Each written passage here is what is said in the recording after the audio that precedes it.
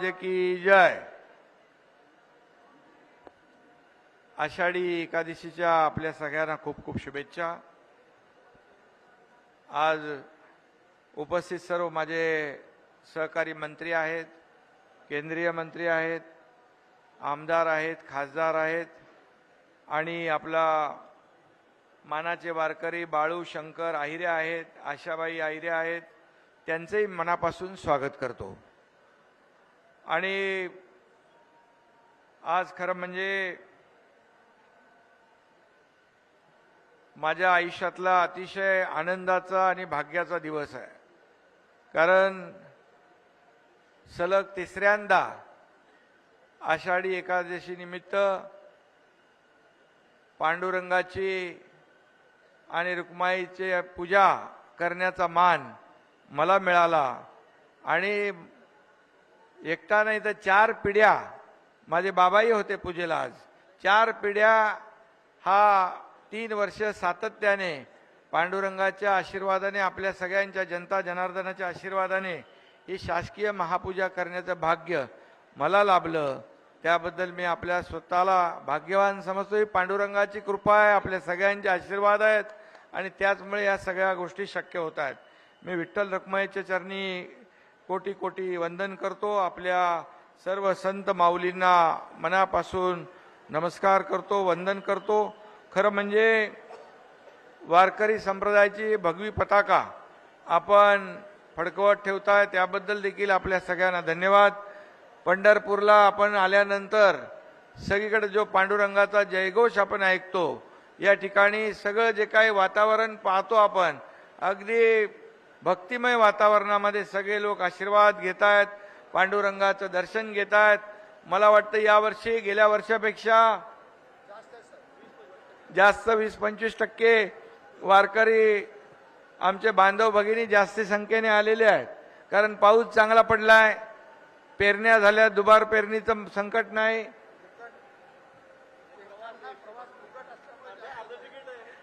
एसटीला प्रवास, ज्येष्ठांना मोफत, महिलांना अर्ध तिकीट आणि टोल फ्री करून टाकलंय. वारकऱ्यांना आज दिंडीला पण आपण अनुदान दिलंय आणि सगळंच आज खरं म्हणजे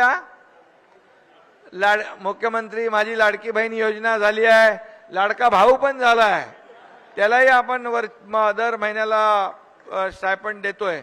शेतकऱ्यांना देखील 7.5 HP पर्यंत मोटर जे पंप चालवतात त्यांना वीज बिल माफ तेही करून टाकलंय. हे सगळं जे आहे हे शेवटी सरकार तुमचं आहे आणि पांडुरंगाच्या आशीर्वादाने हे सरकार आपला कारभार करते आहे. आणि म्हणून मी नेहमी म्हणतो की बळीराजाला सुखी कर, बळीराजावरची संकट दूर कर, चांगला पाऊस होऊ दे, चांगलं पीक येऊ दे, सुखीचे दिवस येऊ दे आणि शेतकऱ्याच्या जीवनामध्ये सोन्याचे दिवस येऊ दे, सुख समृद्धी येऊ दे. कारण वारकरी म्हणजे शेतकरीच आहे. शेतकरी, वारकरी, कष्टकरी, कामगार, माझ्या माता भगिनी, युवक, ज्येष्ठ, सगळे लोक, या राज्यातला प्रत्येक घटक जो आहे हा सुखी समृद्धी झाला पाहिजे, हीच आमची पांडुरंगाकडे प्रार्थना असते. आणि पांडुरंगाने देखील हे आता गेल्या 2 वर्षामध्ये आपण पाहिलं तर 2 वर्षामध्ये या राज्यातले अनेक प्रकल्प आपण सुरू केले, विकास आपण करतोय, कल्याणकारी योजना आपण आज जाहीर केल्या, त्याच्याकडे सगळीकडे चांगलं वातावरण आहे. आणि मला सगळ्यात आनंद म्हणजे आपल्या औसेकर महाराज मगाशी मला दाखवत होते, तिकडेही आपल्या नवीन जे आपण काम केलं आणि हे पण आपण नवीन केलंय. म्हणजे जे जुनं रूप आहे ते आपलं पुन्हा या ठिकाणी या मंदिराचं आपण आणतोय, हे सगळ्यात जास्त समाधान आणि आनंद आहे. कारण जे काही इथं आपण 73 कोटी रुपये दिले ना,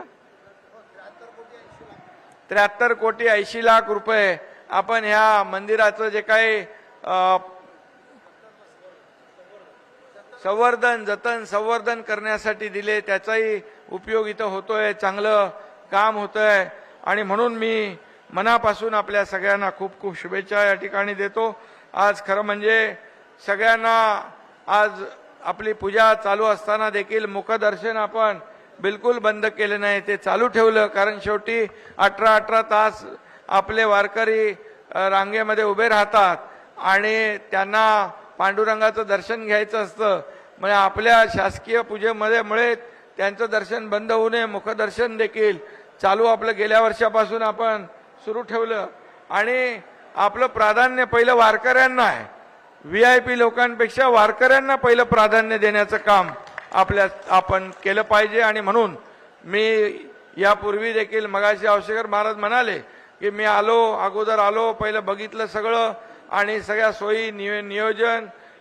इकडे आमचे 3 मंत्री आपले तानाजी सावंत, गिरीश महाजन, चंद्रकांत दादा इकडे थांबून होते आणि आमचं नियोजन एवढंच की बाबा याच्यामध्ये वारकरी संप्रदाय येतो मोठ्या प्रमाणात लाखांच्या संख्येने, त्याची गैरसोय होऊ नये. मला थोडंसं पहिल्यापासून सवय आहे, कार्यकर्ता मुख्यमंत्री असलो तरी सुद्धा कार्यकर्ता म्हणून काम करायची सवय आहे.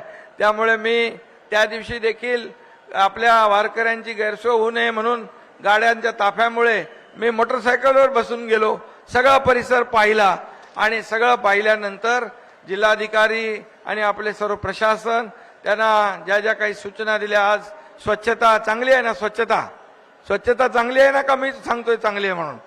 स्वच्छता, पिण्याचं पाणी, या ठिकाणी नियोजन, या सगळं जे काय आरोग्य केंद्र, 4 ठिकाणी आरोग्य केंद्र, 8 लाख लोकांनी त्याच्यामध्ये तपासणी केली, 15 लाखापर्यंत त्यांची व्यवस्था त्या ठिकाणी केली आहे. जेवढे आपले वारकरी येतील त्यांची आरोग्याची काळजी देखील आपल्या शासनाने आणि प्रशासनाने घेतलेली आहे. मी जास्त वेळ घेणार नाही कारण आपल्या सगळ्यांना अनेक लोकांना इथं दर्शन घ्यायचं आहे.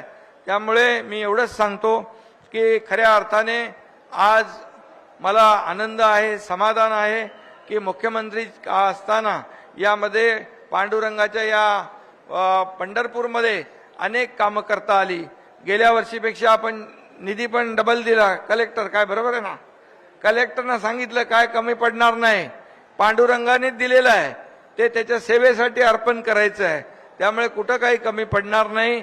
आपण मोठा विकास आराखडा करतोय, तोही देखील इथल्या स्थानिक लोकांना विश्वासात घेतल्याशिवाय पुढे जाणार नाही. हे सरकार तुमचं आहे आणि सगळ्यांना कुठल्याही परिस्थितीमध्ये विकास करत असताना आपल्या कुणालाही नाराज करायचं नाही आणि विकासामध्ये सगळ्यांचा हातभार सहकार्य लागलं पाहिजे.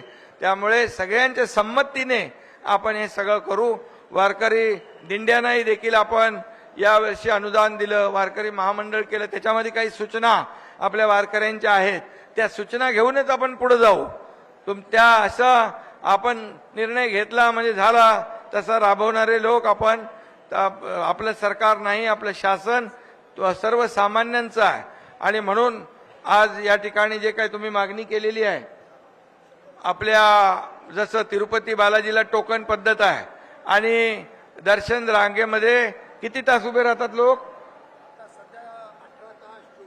18, 20 तास उभे राहतात. ते मी स्वतः बघितलं जाऊन. त्यामुळे आता तिरुपती बालाजीच्या धर्तीवर आपल्याला दर्शन मंडप आणि टोकन पद्धत आपण करूया. त्याला लागणारे 103 कोटी रुपये शासन या ठिकाणी तात्काळ देईल. गिरीश महाजन इकडे आमची चर्चा झाली, ग्रामविकास मधून आपण ते करतो. दुसरं जे आपल्याला MTDCचं जे आहे ते एक्सटेन्शन करायचं आहे, तेही आपण एक्सटेन्शन पुढे करू. तेही आपण आपल्याला या ठिकाणी शब्द देतो. बाकी जे काही छोटी मोठी जी कामं आहेत, रस्ते असतील, पाणी आहे, दिवाबत्ती आहे, ड्रेनेज आहे, हे सगळ्या गोष्टी होत राहतील. आणि लाखो वारकरी, खरं म्हणजे पांडुरंग हा आपल्या सर्वसामान्यांचा परमेश्वर आहे आणि म्हणून सरकार देखील सर्वसामान्यांचं आहे आणि म्हणून यामध्ये कुठेही काही कमी पडणार नाही एवढी खात्री आपल्याला मी देतो. आणि पुन्हा एकदा आज सगळ्यांना आषाढी च्या महापूजेच्या खूप खूप शुभेच्छा देतो. हा, आणि आरोग्य मंत्री आहेत, त्यांच्याबरोबर चर्चा झाली. इकडे लाखो लोक येतात, आपले वारकरी येतात. आज बघितलं आपण की कॅम्प लावलेत, आरोग्य शिबिर लावलेत, ICU देखील टेम्पररी बनवलेत. तिथं पेशंट देखील ऍडमिट होते, त्यांनाही भेटलो मी जाऊन. आणि म्हणून परमनंट इथलं काम झालं पाहिजे पालकमंत्री महोदय दादा. आणि म्हणून 1000 बेडचं हॉस्पिटल देखील पंढरपूरमध्ये करण्याचा आपण निर्णय या ठिकाणी घेऊ.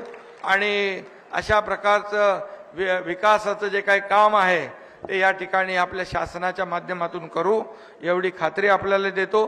तुम्ही प्रचंड जे काही मी रस्त्याने येताना पाहतो एवढं प्रेम वारकरी बांधव भगिनींचं मिळतंय, हे लाभ हे भाग्य माझ्या नशिबात मला मिळालंय, त्यामुळे हे आपल्या आशीर्वादाने मिळालेलं आहे आणि त्यामुळे मी आपला ऋणी आहे।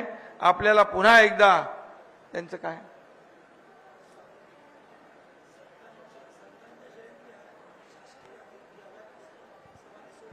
ठीक आहे ते मी घेतो निवेदन। तर तुम्हाला पुन्हा एकदा मी मनापासून खूप खूप शुभेच्छा देतो।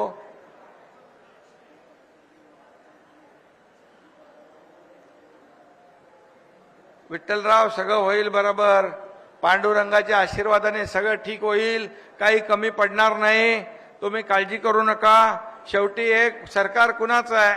तुमचं आहे। ते तुम्हाला ज्या काही सोयी सुविधा द्यायच्या या पांडुरंगाच्या आशीर्वादाने मिळत राहतील एवढंच शब्द देतो मी आपल्याला। पुन्हा एकदा सगळ्यांना मनापासून खूप खूप शुभेच्छा देतो। मंदिर समितीचं कर्मचाऱ्यांचा काय तो विषय आहे बरोबर ना, 7वा वेतन आयोग, आणि त्याच्या बाबतीत देखील आपण सरकार सकारात्मक आहे, बिलकुल त्यामध्ये काळजी करू नका। आपलं हे सरकार देणारं आहे आणि दोन्ही हाताने देणार आहे। पांडुरंग जसं देतोय तसं या ठिकाणी आपल्याला मी एवढंच सांगेन की ज्या ज्या काही अडचणी आहेत त्या आपण अडचणी सोडवू आणि छोट्या मोठ्या अडचणी असतील त्या आपल्याला बसून सोडवता येतील। पालकमंत्री आहेत, आमचे दोन्ही मंत्री आहेत, हे सातत्याने संपर्कात आहेत, त्यामुळे दर्शन रांगेत देखील खूप लोक उभे आहेत, त्यामुळे मी जास्त वेळ आपला घेत नाही। मी आधीच औसेकर महाराजांना सांगितलं हा कार्यक्रम अतिशय आपण थोडक्यामध्ये आटपूया।